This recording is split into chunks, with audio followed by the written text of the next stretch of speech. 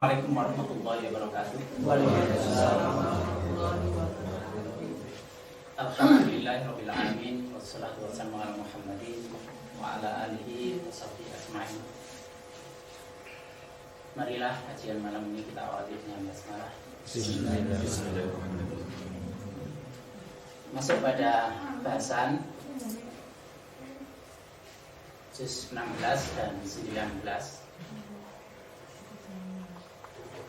Timbaan mengenai kekuatan dan kelemahan didasarkan pada halaman 7 sampai halaman 13 dari juz yang pada dua juz ini, juz 16 dan 19, itu ditemukan isyarat ayat yang menunjuk pada surah ke-11, yakni surah Hud. Tetapi itu didasarkan pada pemadatan. Pada juz 16 mulai halaman 7 itu dimulai dari surah Maryam ayat 58 sampai 98. Berarti ada 41 ayat. Dilanjutkan dengan surah 20, surah Toha ayat 1 sampai dengan ayat 87. Berarti ada 87 ayat. Jumlah seluruhnya menjadi 128. Kalau dipadat menjadi 11. Sedangkan juz 19 halaman ke-7-nya dimulai dari surah 26 ayat ke-55 sampai ayat 227. Berarti ada 173 ayat. Dilanjutkan dengan surah ke-27 mulai ayat 1 sampai dengan ayat 18. Berarti 18 ayat. Jumlah seluruhnya 191 ayat. Dipadat menjadi 11 ayat.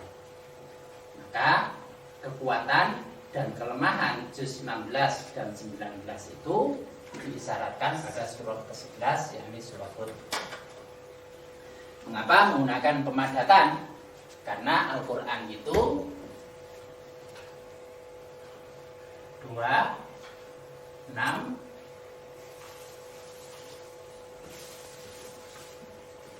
2, 3, 6.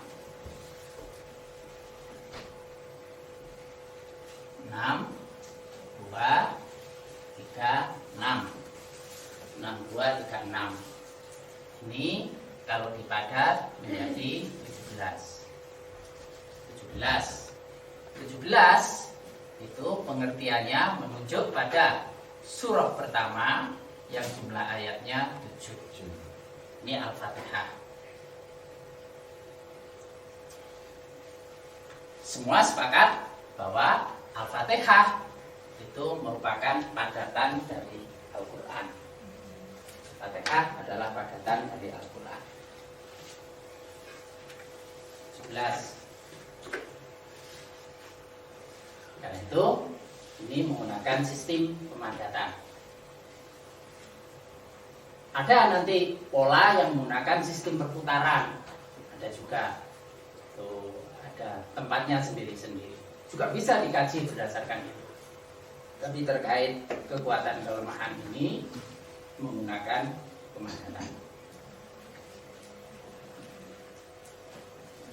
Bahasan tentang makna surah Hud itu dulu sebenarnya sudah pernah dikaji waktu membahas ini inti dasar.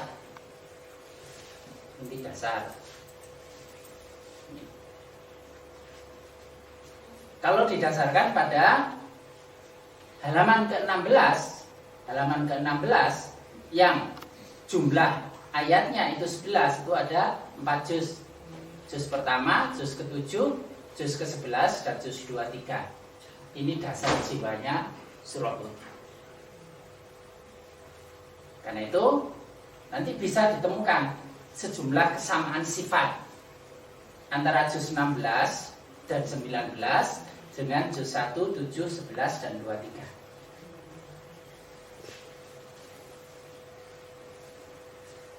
Karena itu kalau membahas juz tertentu, loh Padahal yang dibahas itu juz 1, 7, 11, dan 23.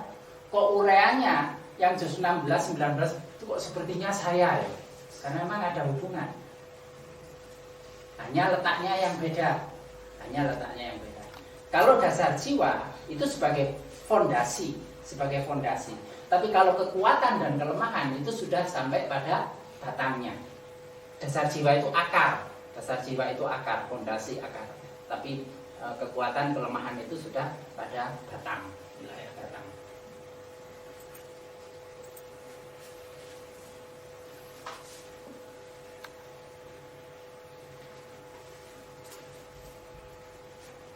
Hanya kalau dasar jiwa itu pada umumnya sifat yang melekat itu lebih kuat.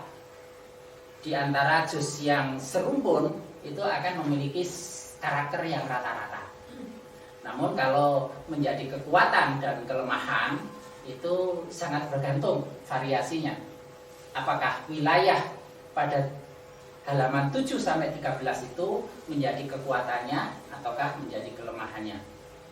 Apabila ayat-ayat yang tersebar pada halaman 7 dan 13 itu difahami, ditaati, diwujud nyatakan, maka akan berkembang hal-hal yang positif, maka ia menjadi kekuatan. Sebaliknya kalau itu diabaikan, diingkari, akan berkembang menjadi kelemahan. Waktu ada kasus seorang juz 19 kok terganggu bagian paru-paru. Waktu itu saya nggak paham kok bisa 19 itu kena paru-paru. Karena berdasarkan cetak tebal, kemudian sebaran surat, isyarat surat dari dasar jiwa, penonjolan sifat, kekuatan kelemahan, jalan keluar, itu tidak menunjukkan unsur paru-parunya. Tetapi ketika membahas ini baru tahu. Kenapa? Karena surah 11 itu surah Hud. Ternyata nilai Hud itu 61. 6 dengan 1 itu 7. 7 itu paru-paru. Jadi juz 19 ternyata juga punya kelemahan di bagian paru-paru. Tapi sekarang jelas, kalau juz 19, juz 16, ya, kalau juz 16 paru-parunya sudah jelas, karena 16 langsung 1 tambah 6 itu 7 paru-paru. Karena itu biasa mengalami sesak napas, bisa menderita asma, nafas ngos-ngosan, itu biasa dialami oleh juz 16. Nah, 7 itu juga wilayah ruas ini kan 7 ruas ini leher. Karena itu juz 16 sering kaku di sini. Nah, sedangkan juz 19 dulu yang saya tidak paham itu bagaimana orang juz 19 bisa mengalami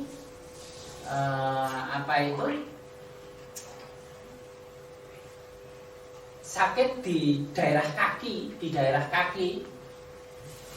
itu penuh cairan. Dulu pernah dibahas itu. Elepentosis. Ya. Ternyata dalam timbaan lebih lanjut, orang-orang yang potensi dulu istilahnya kaki gajah, sirosis sama itu elepentosis. Siropalus atau apa itu? Yang orang itu tinggi, itu apa itu dulu istilahnya? Nah itu siropalus atau apa itu? Hidrosipalus. Ya. Kelebihan air pada daerah tertentu, orang yang tingginya melebihi batas, tidak terkontrol. Peluang paling besar itu dari kalangan juz 19. Waktu itu ada kasus yang bagian kakinya itu penuh cairan. Itu dari mana? Yang terserang kok kaki. Ternyata ya dari 19 ini. Karena 19 ini sama dengan satu titik. Nah, titiknya ini yang 13. 13 itu kaki shin. Nah, ini kakinya penuh cairan. Itu pada 19. Ini ternyata itu baru terbuka. Sebelumnya itu merasa aneh, kok bisa 19 kena paru-paru. Itu loh, apa itu cirinya itu. Kadang-kadang orang itu memutuskan sesuatu, menyimpulkan sesuatu itu bukan karena pinternya, tapi karena gobloknya. Sesuatu itu salah, padahal nggak ngerti. Ketika ngerti, oh enggak, ternyata memang ada penjelasannya. Itu beberapa waktu lalu saya masih bodoh gitu. Apa ini nggak ngerti kalau 19 itu juga bisa terserang di daerah paru-paru. Ternyata ini menunjukkan bahwa itu 61, ini 7 paru-paru. Nah, ini sudah sekaligus menunjukkan apabila juz 16, juz 19 itu terganggu di daerah paru-paru, maka solusinya bisa ditelusuri pada halaman 7 sampai 13. Halaman 7 sampai 13.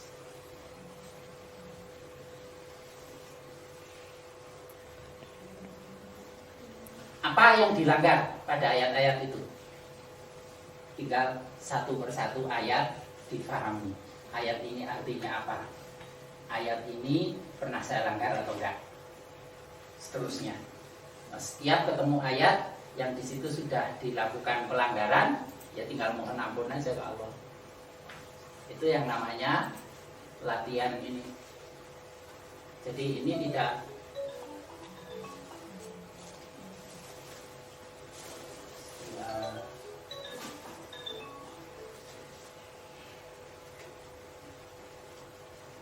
ayat yang berbunyi Iqra kitabaka itu di surah 17 ayat berapa ini?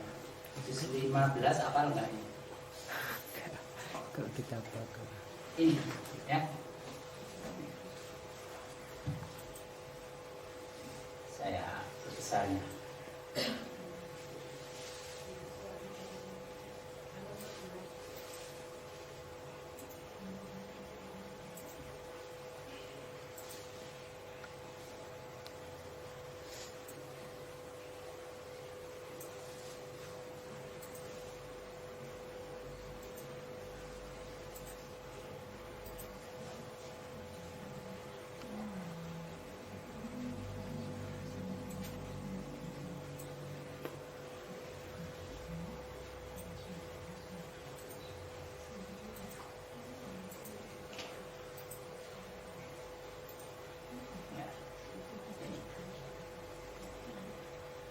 Iqra kitabaka. Kafa binafsika yaumu. Kafa binafsika yaumu alaika hasiban. Maka ini artinya bacalah kitabmu sendiri. Bacalah kitabmu sendiri. Ternyata kita itu semua masing-masing punya kitab. Nah, kitabnya sendiri tidak pernah dibaca. Sibuk membaca kitabnya orang lain. Ini kesalahan. Ini bukan nanti di akhirat. Di akhirat nanti memang kita disuruh membaca kitab kita masing-masing. Ini tadi surah Al-Isra ayat berapa ini tadi? Oh, ternyata ayat 14. Ayat 14. Baca kitabmu sendiri. Nah, kitab kita itu apa? Ya juz kita itu. Di dunia itu juz masing-masing, itu kitabnya masing-masing. Maka untuk menghisab diri itu bacalah juz diri masing-masing. Jadi sekarang lebih diluruskan niatnya ketika membaca juz itu untuk menghisab diri kita sendiri. Karena menghisab diri kita sendiri, maka setiap ayat itu harus dialamatkan, ditujukan pada diri kita sendiri. Ambil satu ayat, fahami maknanya, kemudian terapkan itu pada diri kita, diklopkan. Sudah selaraskah kita dengan pesan yang ada pada ayat itu ataukah tidak? Kalau sudah selaras, berarti kita sudah berusaha meluruskan diri, menyesuaikan kehendak kita dengan kehendak Allah, sesuai dengan yang dirancang pada kitab kita sendiri. Tapi begitu menceng berarti kita telah melakukan penyimpangan, dan di situ pasti nanti akan ada goncangan-goncangan yang berpengaruh pada kebengkokan dan penyakit, baik penyakit rohani maupun fisik. Iqra kita baca kitabnya sendiri. Ini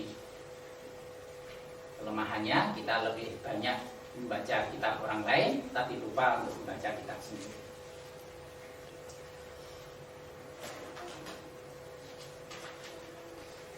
Nah, terutama kelemahan itu ialah nanti pada faktor perbuatan, maka telusurilah perbuatan-perbuatan yang tidak selaras dengan pesan-pesan yang terkandung pada ayat, di antara yang tersebar pada halaman ke-7 sampai 13.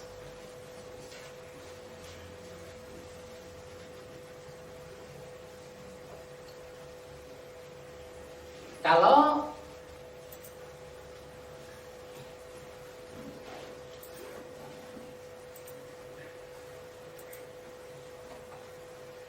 dilihat dari urutan huruf,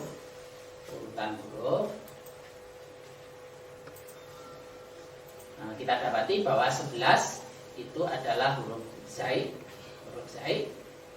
Secara makna huruf, dan ini dulu sudah dibahas pada waktu membahas surah dasar jiwa juz 1, 7, 11 dan 23. Zaid itu adalah kesetimbangan rasa.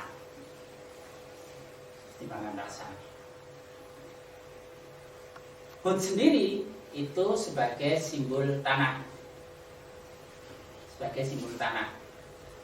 Karena Hud itu ahli pertanahan. Nabi Hud itu ahli pertanahan, ahli pertanian.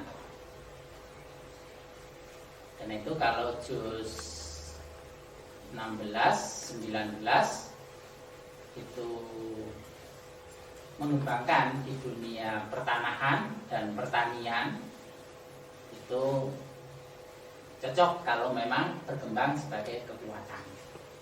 Tapi kalau menjadi kelemahan, maka mereka biasanya tidak suka ketika berkembang jadi kelemahan. Tapi kalau kekuatan akan suka.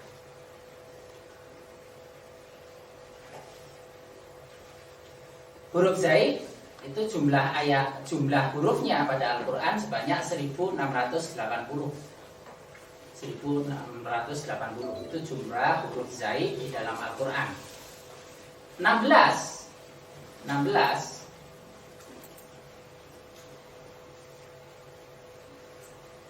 itu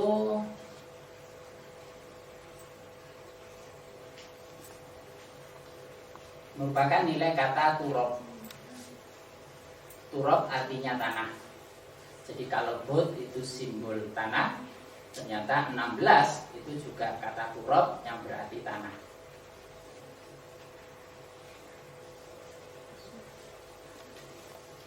Sedangkan 80 ini adalah kata takwa. Sedangkan 168 itu kata al-qayyimah.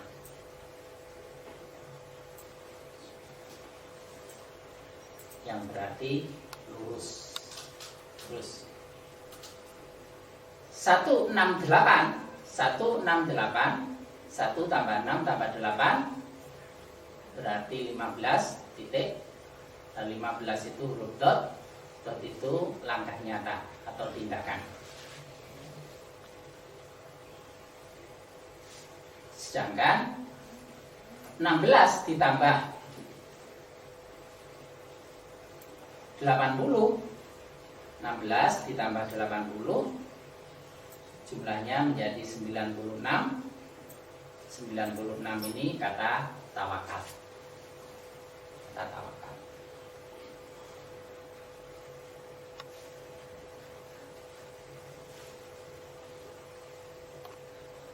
Nah, inilah yang menjadi pokok yang bisa difahami dari makna surah ke-11.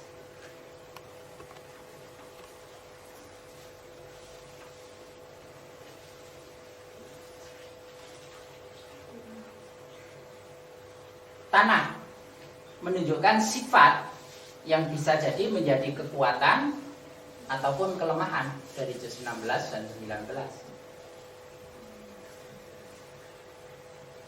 Yang lalu sudah diterangkan pada bahasan sebelumnya bahwa 11 itu merupakan titik kesetimbangan. 11 itu merupakan titik kesetimbangan. Itu merupakan karunia Allah menyangkut kehidupan energi yang laras lurus. Karena itu tadi dikatakan al-qayyimah, itu laras lurus. Tanah itu menunjukkan jiwa yang tenang. Kesetimbangan itu menunjukkan adanya kesehatan yang baik, tidak mudah sakit. Kadang-kadang membuat goncangan. Goncangan itu merupakan satu cara untuk memperoleh kesetimbangan baru. Gempa bumi itu satu peristiwa ketidakseimbangan, tapi itu dalam rangka mencapai kesetimbangan baru. Pengaruhnya pada perilaku, karena menyangkut kesetimbangan rasa, bisa jadi sebagian akan mengikuti suasana hati, mengikuti mood. Kecuali yang berkembang menjadi kekuatan, tercapai kesetimbangan, itu maka tidak terpengaruh sama sekali. Keadaan suka atau tidak suka itu sama saja. Tapi kalau belum menjadi kekuatan, maka akan mengikuti suasana hati. Kapan suka dikerjakan, ketika tidak suka tidak mau melakukan. Itu ketika belum tercapai kesetimbangan. Kalau setimbang, baik buruk sama saja, suka tidak suka sama saja, cocok tidak cocok sama saja. Semuanya tidak terpengaruh. Jadi seperti penjelasan khuliqal insana halu'a, tidak bersaru jajua, tidak bersaru khairu manu'a. Nah itu gambaran orang yang tidak seimbang. Manusia senantiasa terombang-ambing antara mendapat nikmat yang disukai dengan yang tidak disukai.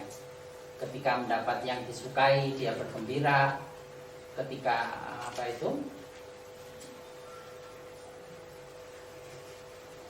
yang tidak disukai dia menjadi putus asa.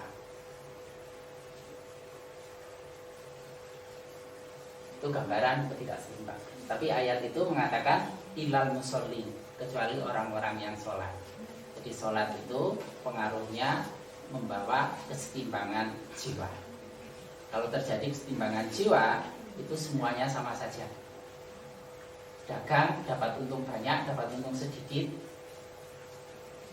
itu tidak mempengaruhi suasana perasaan hati. Kalau seperti saya itu kan masih terpengaruh ya. Oleh apa itu? Bayarannya kok akeh no ya. Yang guyu kurang ya semerengut. Ya, masih seperti itu. Kalau belum mencapai kesetimbangan itu seperti itu. Kalau sudah mencapai kesetimbangan itu dibayar nggak dibayar itu sama saja. Karena itu carilah orang-orang yang setimbang. Dipekerjakan nggak usah dibayar itu nggak apa-apa.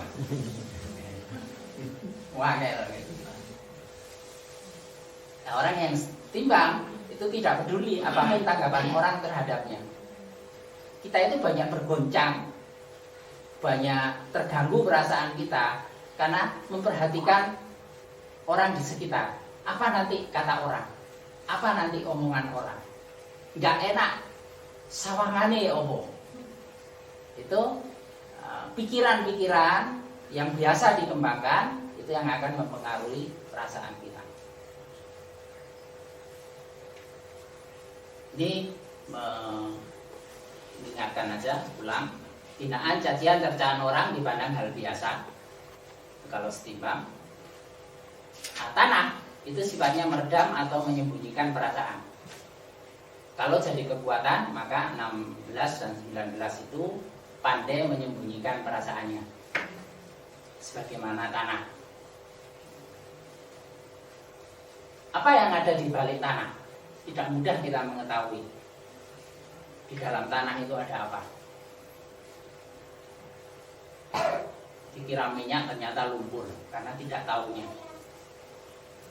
Dikira di situ ada emas, sudah digali sampai banyak, ternyata nggak ada apa-apa. Yang tidak disengaja malah didapati. Nah, itulah tanah. Itu apa yang ada di dalamnya itu tertutup. Hanya dengan cara tertentu itu bisa dibuka. Apa? Ketika ia diajak untuk mau membuka diri, maka bisa ketahuan. Sifat tanah itu nerimo. Dia menerima apapun yang dikenakan padanya. Ibarat tanah itu diinjak-injak, ya selalu mau saja.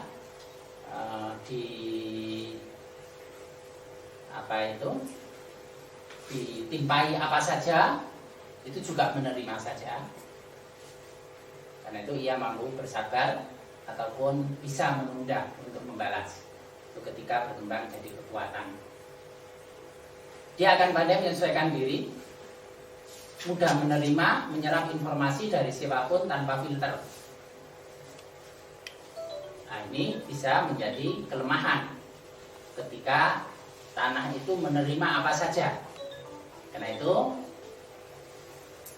dia akan mudah terpengaruh, kecuali sifat tadi takwa dan qoyimahnya itu kuat.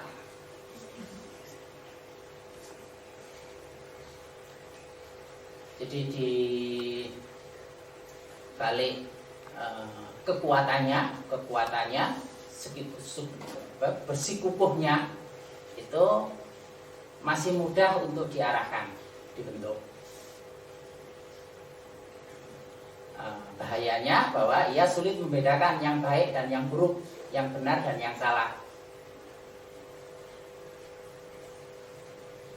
Karena ia menerima semua informasi. Pembanjiran informasi buruk mengganggu kesetimbangan sehingga tidak produktif. Nah, maka ia akan menjadi tanah yang tercemar. Itu ketika berkembang ke arah yang negatif. Ini saya ulang singkat saja karena ini sebelumnya dulu sudah pernah dibahas, yaitu waktu membahas dasar jiwa.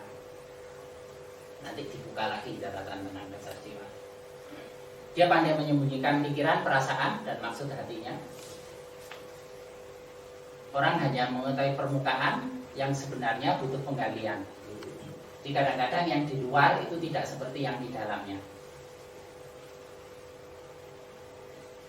Kurang pengenalan diri keluar dan sedikit mendapatkan balikan sehingga bakat terbenamnya banyak tidak diketahui. Dalam proses perjalanannya itu bisa akhirnya diketahui hal-hal yang tidak diduga sebelumnya. Baik itu nyangkut kekuatannya maupun kelemahannya.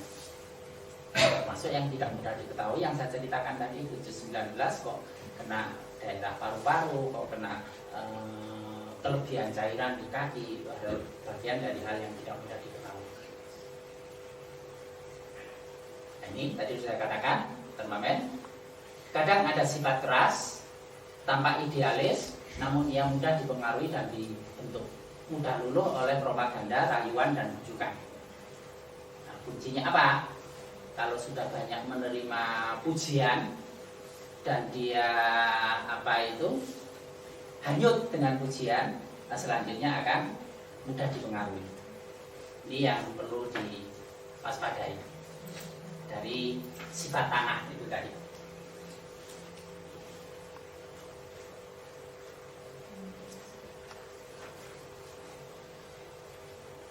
Padahal kalau berkembang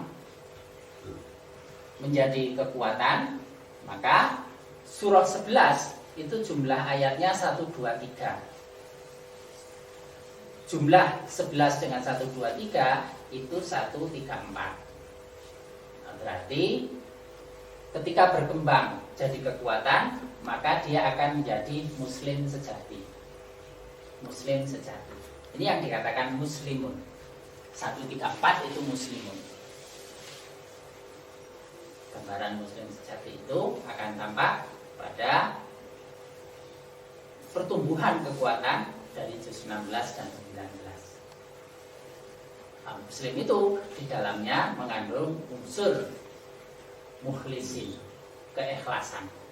Nah, inilah menjadi dasar yang bisa jadi berkembang sebagai kekuatan. Tapi kalau sifat-sifat ini tidak muncul, itu artinya telah menjadi kelemahan.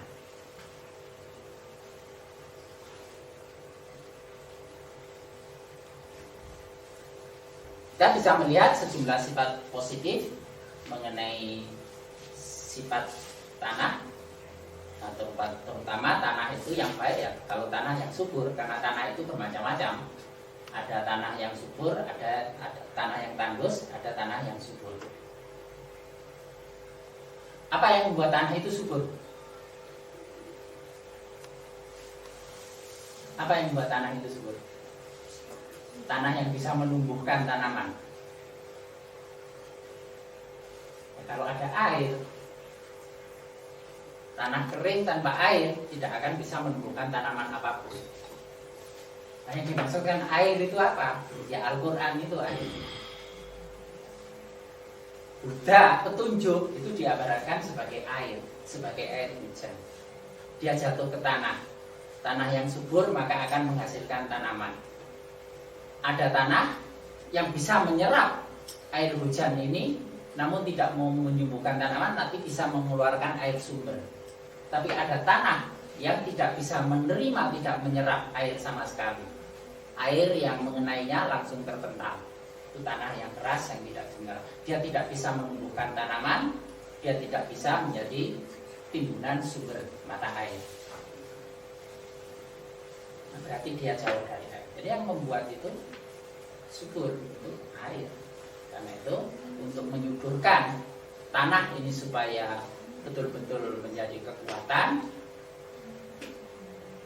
ya harus banyak disirami. Nah, siraman itu, siraman rohaninya itu ya Al-Quran. Nah, kalau itu dilakukan maka akan berkembang sebagai muslim yang penuh keikhlasan, takwa, perilakunya lurus, dan memiliki tingkat tawakal yang tinggi. Tingkat tawakal yang tinggi.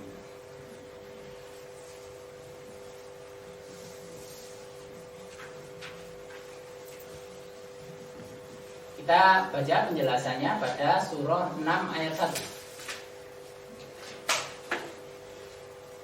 Surah 6 ayat 1. Alhamdulillahilladzi. Ini akan melihat, kita bisa melihat bagaimana tingkat berkembangnya pertumbuhan kekuatan dari juz 16 dan 19. Itu akan ditampakkan pada pandai tidaknya ia bersyukur. Karena ayat ini menyatakan alhamdulillahilladzi. Segala puji bagi Allah, satu bentuk pernyataan bersyukur kepada Allah.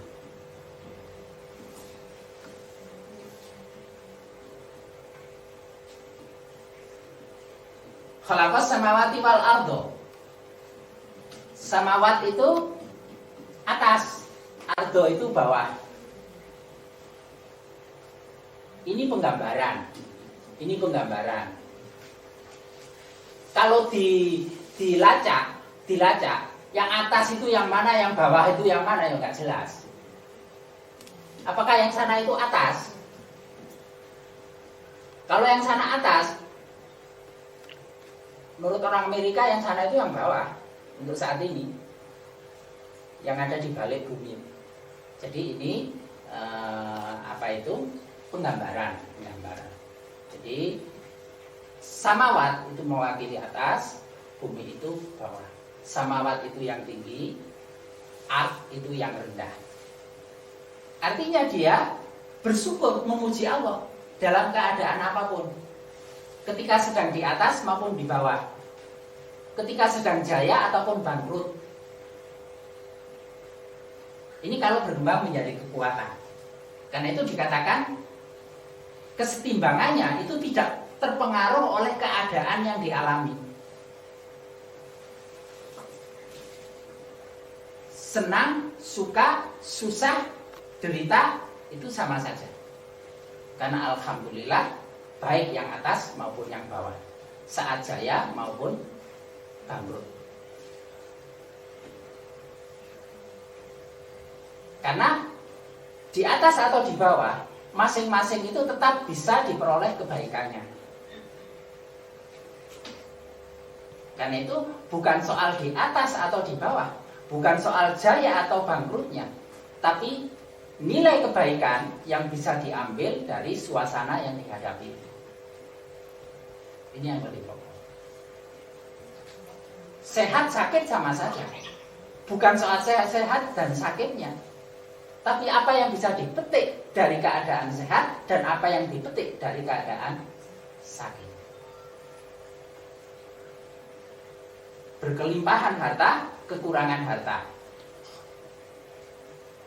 Keluarga, anak, atau banyak, atau diambil.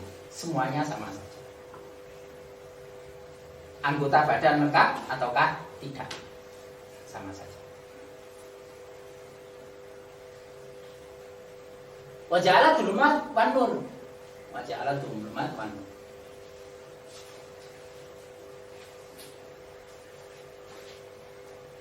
Terang itu sebagai tanda adanya petunjuk, kejelasan.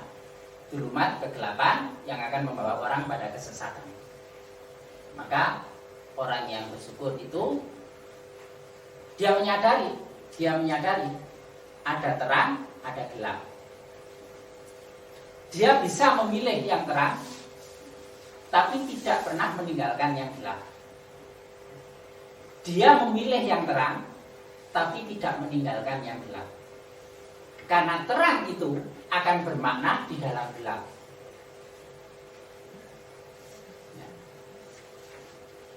Ini terang, kemudian nyalakan korek, tidak bermakna.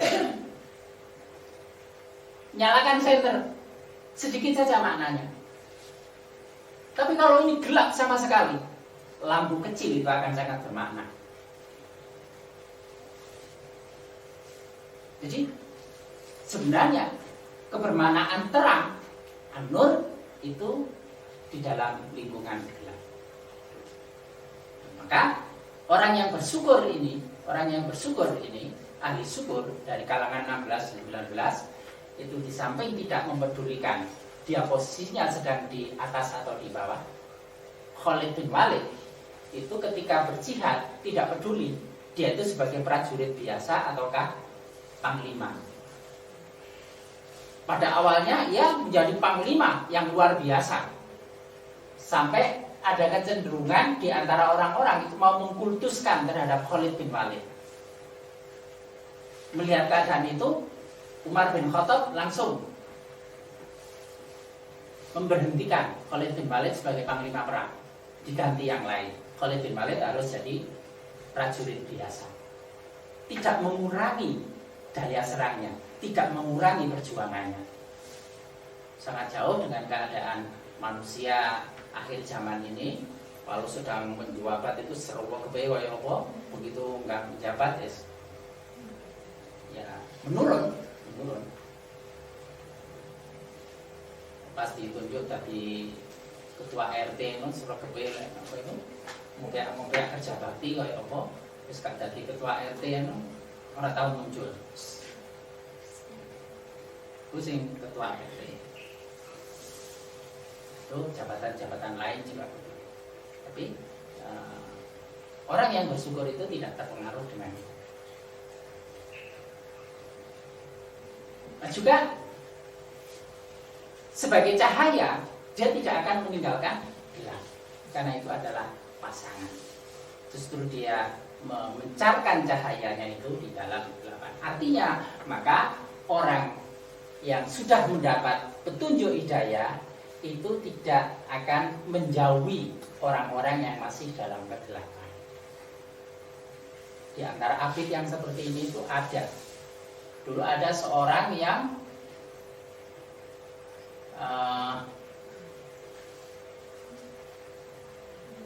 dikenal orang itu suka pergi ke tempat pelacuran dan suka membeli minuman keras. Jadi pagi hari dia itu kerja keras. Hasilnya setiap malam itu digunakan untuk beli minuman keras, minimal satu botol gitu, satu kantong.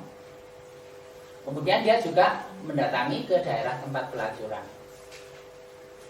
Apa yang dia lakukan? Dia membeli minuman khamr itu untuk dibawa pulang, kemudian dibuang dengan niatan paling tidak saya bisa menyelamatkan orang dari minum ini.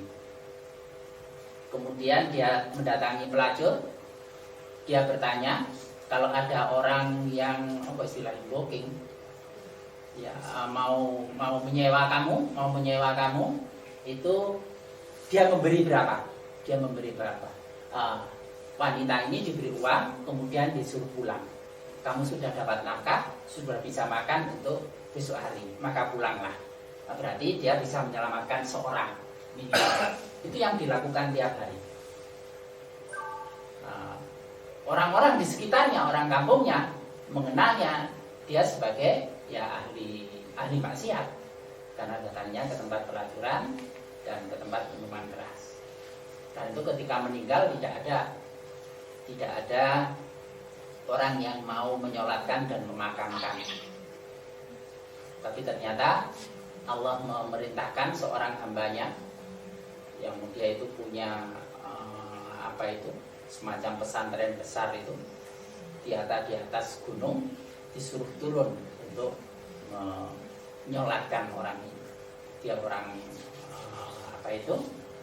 orang soleh, seorang syekh yang dapat perintah itu dari Allah untuk turun menyolatkan orang ini. Itulah gambaran orang yang dalam cahaya dia tidak meninggalkan kegelapan, karena dia justru malah menjadikan keadaannya itu lebih bermakna di dalam kegelapan. Maka sesungguhnya kalau kita dakwah terhadap teman-teman kita yang sudah sama-sama tahu, nanti paling-paling adu argumen. Tapi kalau kita mendatangi orang-orang yang tidak tahu bisa jadi itu lebih bermakna bagi mereka. Itu kekuatannya semacam itu. Akan tetapi akhir ayat mengatakan summal ladzina kafaru bi rabbihim ya'dilun.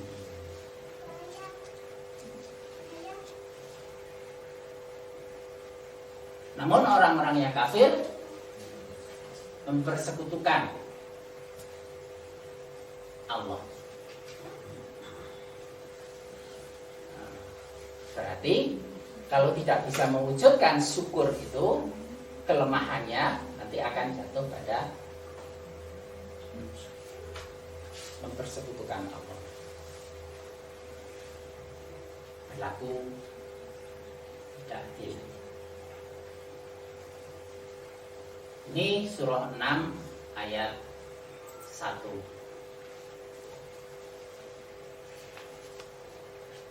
Surah 13 ayat 4. Ini mengenai keadaan tanah.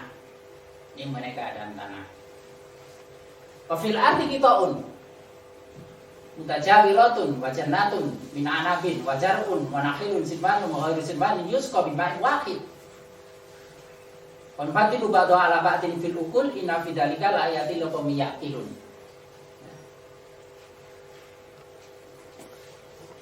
Dan pada bumi ini terdapat bagian-bagian yang berdampingan. Nah, termasuk yang dalam kegelapan, dalam terang itu berdampingan. Orang-orang yang sedang jaya di atas, orang-orang yang sedang bangkrut di bawah, itu berdampingan. Dan kebun-kebun anggur, tanaman-tanaman dan pohon kurma yang bercabang dan yang tidak bercabang. Jadi beraneka ragam, sebagaimana tanah. Tanah itu bermacam-macam. Ada berapa jenis tanah itu yang diketahui oleh ahli pertanahan? Ada 17 atau berapa gitu jenis-jenis tanah. Disirami dengan air yang sama. Disirami dengan air yang sama. Kami melebihkan sebagian tanam-tanaman itu atas sebagian yang lain tentang rasanya. Ya, orang itu mendapat sesuatu itu dari segi barangnya itu sama, tapi nilai penghayatannya, nilai syukurnya itu bermacam-macam. Karena itu kemanfaatan yang bisa dihasilkan dari penyikapan itu juga bermacam-macam.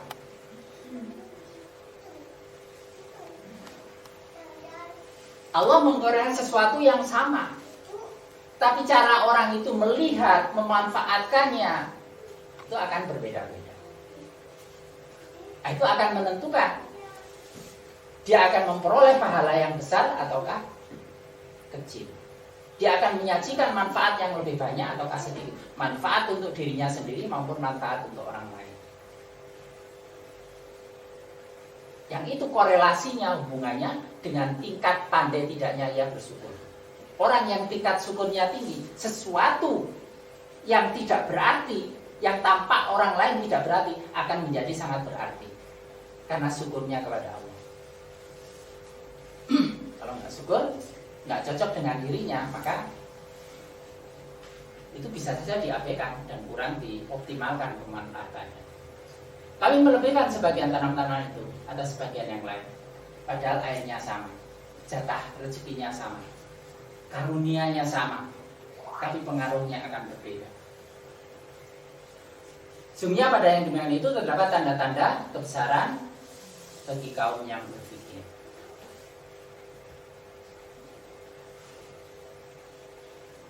Yatafakar. Ini berarti ketakwaan, syukur dengan ketajaman berpikir itu merupakan sifat-sifat yang berkaitan. Kalau juz 16, 19 mempunyai kelemahan berpikir, maka telusuri halaman 7 sampai apa yang dilanggar di situ. Ini petunjuk ayat-ayat dari angka-angka yang muncul. Terakhir sebelum ditutup, ini akan kita lanjutkan pada pertemuan yang akan datang.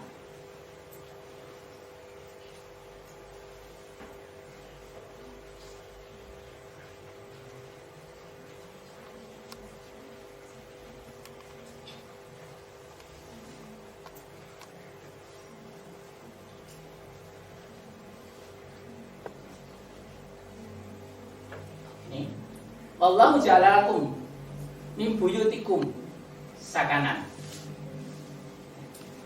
Allah menjadikan surah 16 ayat 80. Allah menjadikan bagimu rumah-rumahmu sebagai tempat tinggal.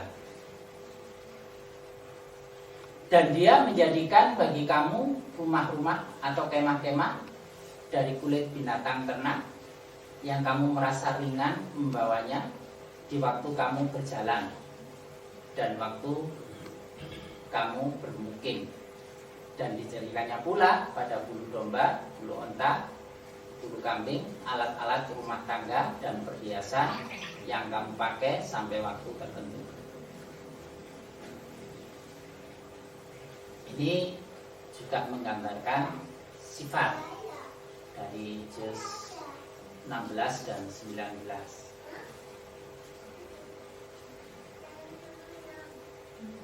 Rumah itu simbol ketenangan. Orang itu harusnya mendapatkan ketenangan di dalam rumahnya. Namun banyak orang merasakan di rumahnya itu seperti di neraka. Nah, banyaklah sebagian gitu. Akhirnya mencari ketenangan di luar. Nah, maka ada orang yang lebih banyak mengambil tempat, menghabiskan waktu di luar rumahnya. Tapi Allah tetap memberikan karunia tempat-tempat tinggal yang bisa dibawa berjalan dalam perjalanan. Dan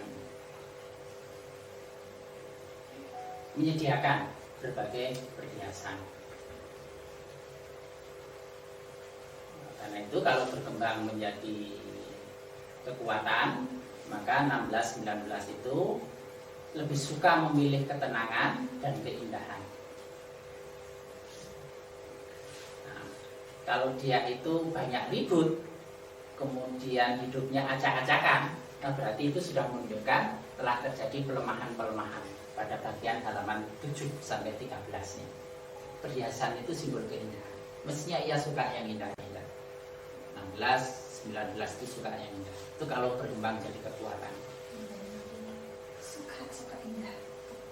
Dan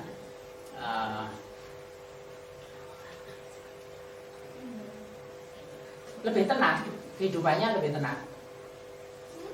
Tapi kalau tidak, itu orang tahu kerasan di rumah. Ya kudu keluyuran ya. Itu 16 dan 19. Bener. Dia juga lebih tidak reaksional, tidak mudah terpicu. Tidak mudah terpicu, ibarat tanah itu tenang. Tapi kalau sudah tampak, dia itu sangat reaktif, gampang panik. Ini berarti sudah berkembang kelemahan. Maka kembali telusuri pada halaman 7 sampai 13 dari juz 16 dan 19. Silakan dihisab sendiri apa yang dilanggar di situ. Itulah untuk memperbaiki, mengembalikan ketenangan dan sukanya pada keindahan.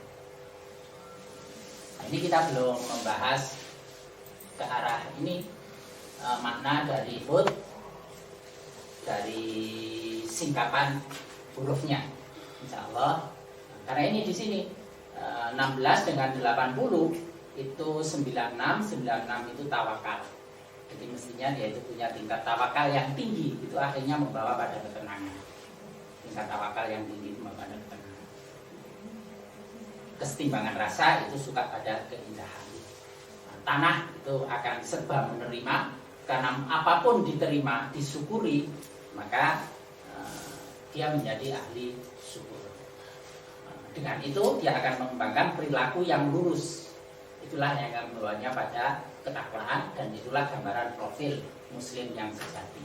Dia akan bertindak dengan penuh keikhlasan. Insya Allah pada lanjut pada pertemuan yang akan datang akan kita bahas dari timbaan nilai angka yang membentuk huruf-huruf tarikh. Untuk hari ini kajian saya akhiri sampai di sini saja. Kita ucapkan alhamdulillah. Alhamdulillah. Assalamualaikum warahmatullahi wabarakatuh. Waalaikumsalam warahmatullahi wabarakatuh.